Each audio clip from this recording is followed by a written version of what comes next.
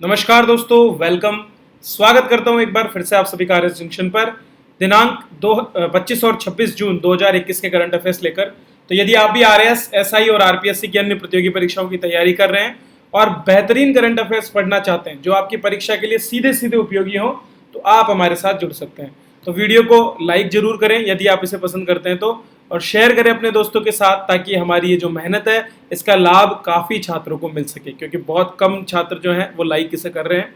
तो अगर आपको लाइक नहीं पसंद नहीं है तो मुझे बताएं इस चीज़ को, मैं और इसको अच्छा बनाने का प्रयास यहाँ पर करूँगा।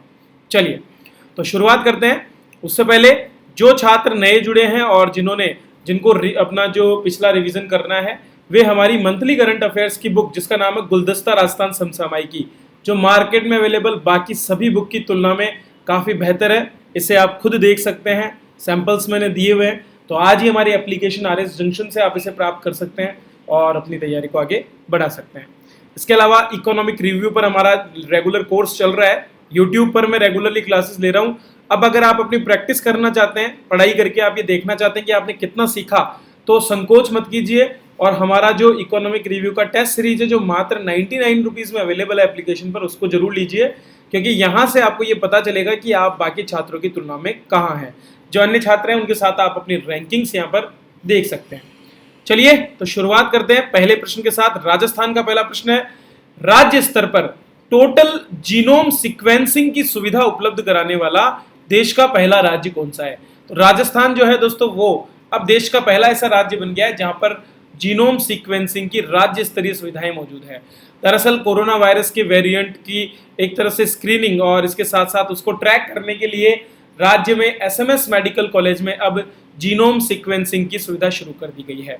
जीनोम सीक्वेंसिंग क्या होता है ये मैं बताऊंगा।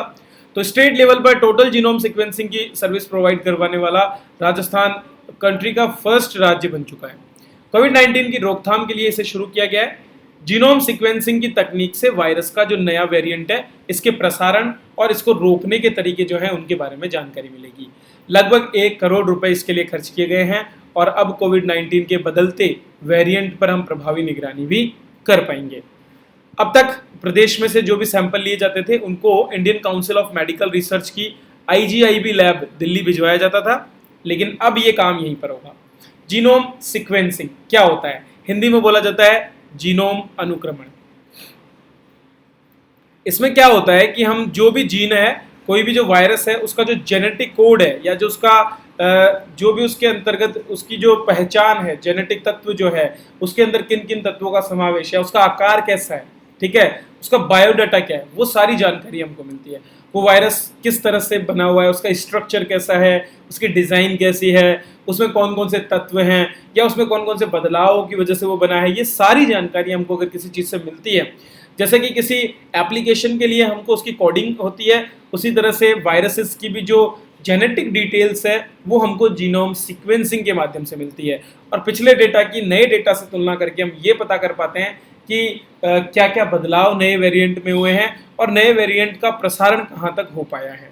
तो ये सारा काम जीनोम सीक्वेंसिंग का होता है। जीनोम सीक्वेंसिंग वर्तमान में एक उभरता हुआ बायोटेक्नोलॉजी का क्षेत्र है जिसको लगातार प्रसिद्धि भी मिल रही है, खास करके कोरोना काल में।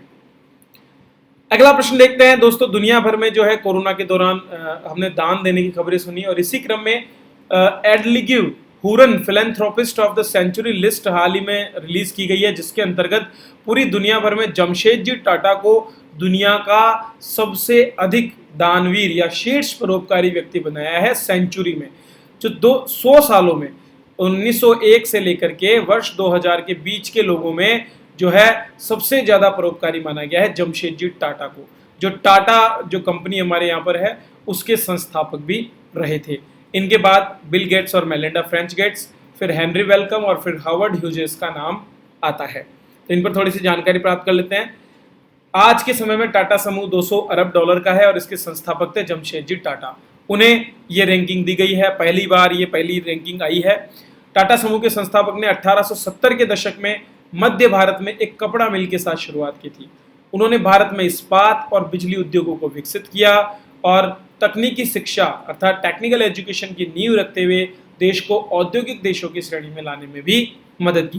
तो शुरुआती दौर में उद्योगों के विकास में इनकी बहुत बड़ी भूमिका रही थी। उनके द्वारा दिए गए दान की अगर आज हम बात करें और तुलना करें तो ये दान आज के समय में लगभग 102 billion dollar 102 billion US dollar के बराबर है। उनके बाद बिल गेट्स और Melinda French Gates, Henry welcome, Harvard Hughes और वॉरेन बफेट को जगह दी गई है। तो ये हैं दानवीर टाटा। चलिए राजस्थान का अगला प्रश्न पढ़ते हैं। राजस्थान में हाल ही में डेल्टा प्लस वेरिएंट का पहला मामला सामने आया है बीकानेर जिले में। बीकानेर की एक 65 वर्षीय वृद्धा महिला जो है उनके कोविड पॉजिटिव होने के बाद ये देखा गया। इस महिला ने भारत बायोटेक की वैक्सीन कोवैक्सीन की दोनों खुराकें पहले से ही ले ली थी। कोरोना का ये जो नया डेल्टा वेरिएंट है, देखो हमारे पास में अलग अलग वेरिएंट है, अल्फा, बीटा, ठीक है, गामा और इसके बाद में डेल्टा। तो ये जो डेल्टा वेरिएंट है ना, डेल्टा वेरिएंट को हम बोलते हैं B.1.617.2। क्यों? दरअसल B.1.617 एक वेरिएंट है जिसको वेरिएंट का एक प्रकार है और इसी का दो वेरिएंट है। अगर 0.1 लगाओगे आप 617 के बाद तो यह है कप्पा वेरिएंट और अगर 0.2 लगाओगे तो यह है डेल्टा वेरिएंट। डेल्टा वेरिएंट सबसे पहले भारत में ही मिला था और अब ये दूसरे देशों में प्रसारित होकर नए रूप में आ रहा है, जैसे कि डेल्टा प्लस। तो डेल्टा वेरिएंट में जो बदलाव होते हैं उसके बाद जो नया वायरस बना उसको डेल्टा प्लस कहा जा रहा है। सबसे पहले डेल्टा प्लस वेरिएंट यूरोप में आया था और अब राजस्थान में भी बीकानेर में इसका पहला मामला देखने को मिला है। स्पाइक प्रोटीन कोरोना वायरस के रूप में ये निर्मित है और इस वेरिएंट को खतरनाक इसलिए माना जाता है क्योंकि यह सभी वेरिएंट में सबसे तेजी से फैलने वाला वेरिएंट है। हालांकि आईसीएमआर द्वारा पुष्टि की गई है कि जितने भी जो वेरिएंट्स हैं उन पर सभी पर हमारी कोविशील्ड और कोवैक्सीन जो है पूरी तरह से प्रभावी है। दोस्तों पूरे देश भर में शहरों को अच्छी स्थिति में लाने के लिए और उन्हें स्मार्ट बनाने के लिए अब से 6 साल पहले 2015 में स्मार्ट सिटी मिशन को लॉन्च किया गया था, जिसमें 100 शहरों का चयन किया गया था। इसके रैंकिंग्स रेगुलर जारी की जाती है और इस बार की जो रैंकिंग है उसमें उत्कृष्ट और अभिनव कार्य करने के लिए जो है उत्तर प्रदेश को पहला स्थान मिला है।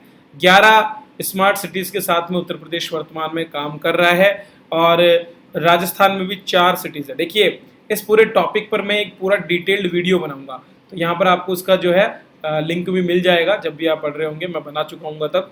तो ये वीडियो जो है आप जरूर देखें ताकि स्मार्ट सिटी मिशन के बारे में आपको और जानकारी मिल सके। तो देश के 100 स्मार्ट शहरों में सबसे पहले तो 2 शहरों ने इस बार टॉप फर्स्ट रैंक प्राप्त की है, गुजरात का सूरत और मध्य प्रदेश का इंदौर। पिछले साल 2019 में सूरत अकेला पहले नंबर पर था, जबकि अब की बार सूरत और इंदौर दोनों एक साथ पहले नंबर पर हैं। इन्हें स्मार्ट सिटी अवार्ड 2020 दिया गया है। अलग अलग कैटेगरीज में बहुत से अवार्ड मिले हैं। देश के सभी राज्यों में स्मार्ट सिटी मिशन में राज्य स्तर पर जो है उत्तर प्रदेश पहले, मध्य प्रदेश दूसरे और तमिलनाडु तीसरे स्थान पर है। अगर वाटर प्रोजेक्ट अवार्ड की बात करें तो वाराणसी स्मार्ट सिटी को 80 नदी के पर्यावरणीय पुनरुद्धार मतलब इकोलॉजिकली आप उसको रिस्टोर कर रहे हैं उसके लिए पहला स्थान मिला। और ऐसे बहुत से और भी अवार्ड है जिन पर मैं अपने वीडियो में चर्चा करूंगा। चलिए अगला प्रश्न देखते हैं। एक कार्यक्रम है जिसका नाम है साल्ट नामक एक कार्यक्रम विश्व बैंक के समर्थन से लागू किया जा रहा है आंध्र प्रदेश राज्य में। फुल फॉर्म इसकी क्या है? साल्ट का मतलब है सपोर्टिंग आंध्राज लर्निंग ट्रांसफॉर्मेशन। क्या? Supporting Andhras learning transformation. तो आंध्रा में जो बुनियादी शिक्षा का कार्यक्रम है उसको आगे बढ़ाने के लिए विश्व बैंक, जिसको हम international bank for reconstruction and development भी कहते हैं, उसने 1860 करोड़ रुपए की धनराशि दी है। ये कार्यक्रम बुनियादी शिक्षा में सीखने के परिणाम, शिक्षण प्रथाओं की गुणवत्ता, अच्छी बेहतर प्रथाएं और स्कूल प्रबंधन में जो स्कूल का जो प्रबंधन है उसमें सुधार लाने के लिए शुरू किया गया था। सरकारी स्कूलों को प्रतिस्पर्धी संस्थानें बनाकर के इस लक्ष्य को हासिल करने का प्रयास किया जाएगा, जिसके लिए विश्व बैंक भी मदद कर रहा है। अगर विश्व बैंक की बात करें तो international bank of rehabilitation and construction जो है ये एक अंतर्राष्ट्रीय वित्तीय संस्थान है। इसकी स्थापना 1944 में हुई थी और इसका मुख्यालय वॉशिंगटन डीसी अमेरिका में है। दरअसल विश्व बैंक और आईएमएफ दोनों को ब्रेटन वुड्स के नाम से भी जाना जाता है क्योंकि दोनों संस्थाएं एक साथ विकसित हुई थी। बात करें आईबीआरडी की तो यह विश्व बैंक समूह की ऋण देने वाली शाखा है और मध्यम आय वाले विकासशील देशों को अधिकतर ऋण प्रदान करती है। चलिए अगला प्रश्न देखते हैं। दोस्तों बच्चों और यौन शोषण के शिकार लोगों को समग्र समर्थन देने के लिए एक कार्यक्रम है कवल प्लस कार्यक्रम। आपको पता नहीं कौन से राज्य में लागू है। तो दोस्तों पायलट प्रोजेक्ट के रूप में केरल में जो है कवल प्लस नामक एक कार्यक्रम शुरू किया गया था और अब इसको जो है वहाँ के अन्य जिलों में भी प्रसारित किया जाएगा। यह देखभाल और सुरक्षा की आवश्यकता वाले बच्चे जिनके जो अनाथ हो चुके हैं या जो शोषण के शिकार हैं और यौन शोषण के शिकार जो लोग हैं इनको समर्थन देने के लिए शुरू किया गया है।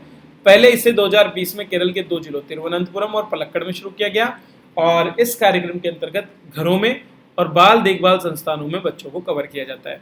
अब इसमें बाल कल्याण समितियों और अन्य एजेंसियों के दायरे से बाहर के जो कमजोर बच्चे हैं उनको भी सम्मिलित किया जाएगा। तो कवल प्लस कार्यक्रम कहाँ से जुड़ा हुआ है? केरला से। तो ये थे दोस्तों आज के करंट अफेयर्स, बहुत ही महत्वपूर्ण, संक्षिप्त, सारगर्भित। तो इन सभी की पीडीएफ प्राप्त करने के लिए आप हमारी एप्लीकेशन पर जा सकते हैं। टेस्ट सीरीज आप ज्वाइन कीजिए, इकोनॉमिक रिव्यू की, पॉलिटी पर हमारा कोर्स चल रहा है, हिंदी पर कोर्स चल रहे हैं। तो ये सभी उत्कृष्ट मैटर जो हैं इनके साथ में आप आगे बढ़ सकते हैं। चलिए इसी के साथ मैं आपसे विदा लेता हूँ, मिलते हैं अगले वीडियो में, तब तक के लिए धन्यवाद।